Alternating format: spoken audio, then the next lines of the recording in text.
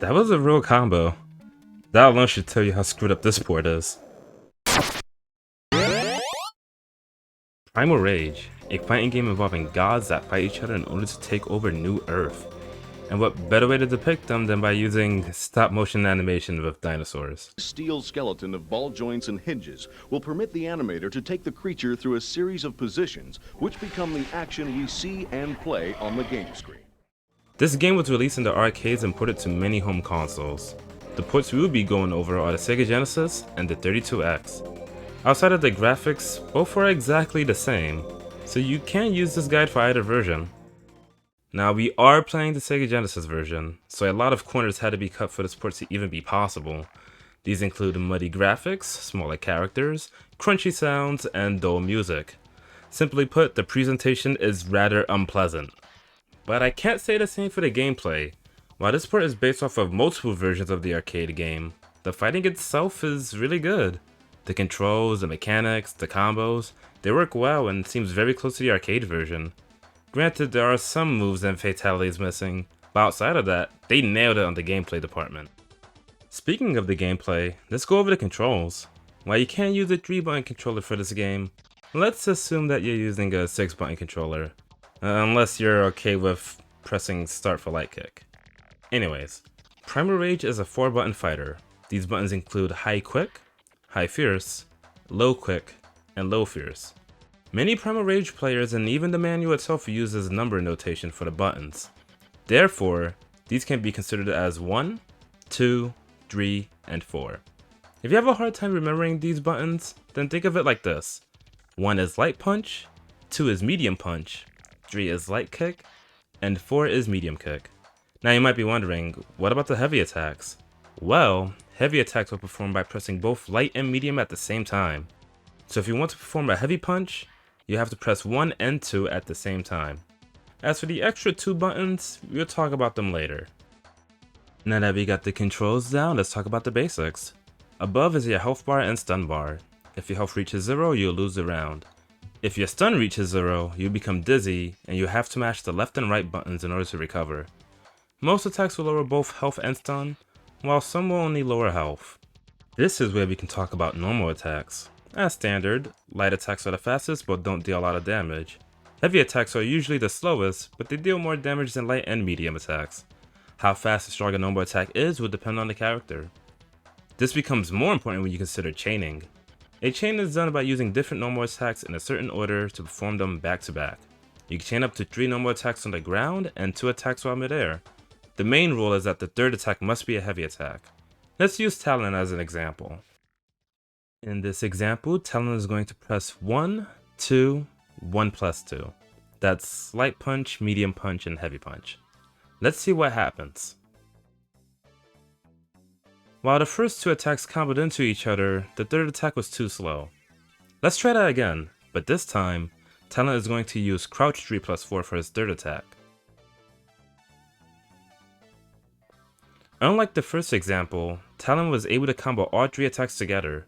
These are the kind of chains you'll want to go for, and of course they will vary from character to character. Chaining normal attacks together can become more deadly when you add special moves. During a normal attack, you're able to cancel the animation into a special move, which will allow you to extend your combos even further. How do you perform special moves, you ask? Well, Sweep! Don't know how hard you gotta, this is. Sweep! It's Ice Geyser, it's 2 moves! hold a few buttons. Play like a and spider! then you, like, I got spider! bend your right wrist! And it's easier said than done. To perform a special move, you have to press and hold specific buttons and do the motion while keeping those buttons held. This might not sound too bad at first, but there's a lot of special moves to remember. This becomes a bigger issue when you try to do them mid-combo. Here's an example. Blizzard attacks the opponent with crouch 3 plus 4. If he's close enough, he can combo this into Ice Geyser. Sounds like a simple 2-hit combo, right? But let's not get ahead of ourselves.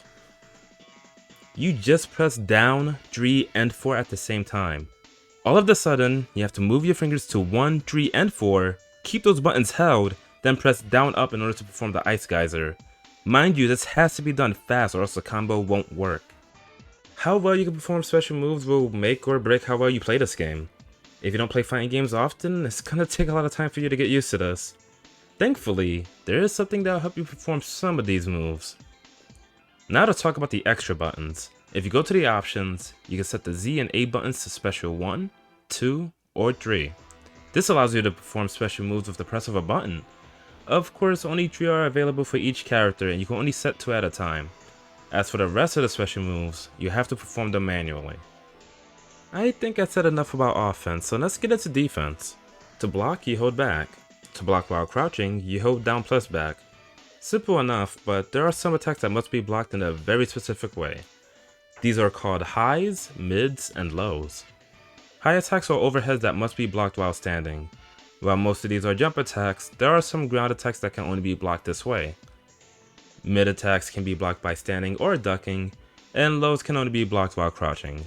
If you don't play fighting games often, stick to blocking high when the opponent is airborne, and block low whenever the opponent is on the ground. There are a lot of attacks in this game, so it'll take a while for you to get good at defense. This is especially true since you have to consider throws. These are unblockable attacks that must be avoided by jumping, though there are some characters that have access to air throws, which can be avoided by staying on the ground. While throws might sound strong, you can't throw the opponent if they just blocked one of your attacks. They must recover from block first before you can attempt to throw them. That said, you should keep throws in mind if you're ever facing off against a defensive opponent. Primal Rage has a lot of mechanics deep within the gameplay. If you can master some of these techniques, you get even better at the game.